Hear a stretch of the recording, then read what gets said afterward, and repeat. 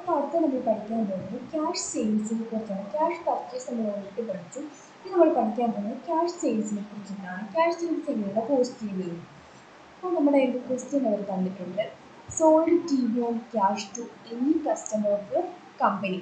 അതായത് നമ്മുടെ കമ്പനിയിലുള്ള ഏതെങ്കിലും ഒരു കസ്റ്റമറിന് നമ്മൾ എന്ത് ചെയ്യുകയാണ്, ടി വി സോൾഡ് ചെയ്യുവാണ്.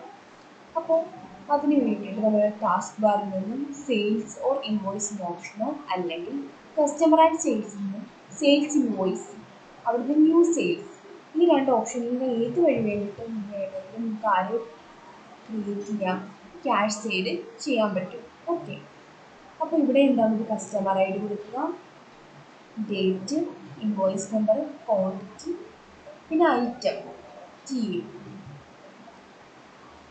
പിന്നെ ഇത്രയും ചെയ്ത് കഴിഞ്ഞിട്ട് നമ്മൾ click on amount paid to sale. Okay, പിന്നെ ഒരു റെഫറൻസ് നമ്പർ കൊടുക്കുക.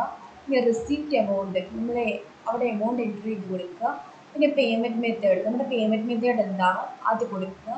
പിന്നെ ക്യാഷ് എമൗണ്ട് അവിടെ ക്യാഷ് കൊടുക്കുക, ഓക്കെ കൊടുക്കുക, സേവ് കൊടുക്കുക. ഇങ്ങനെയാണ് നമ്മൾ എന്ത് ചെയ്യുന്നത്, ക്യാഷ് സെയിൽ ചെയ്യുന്നത്.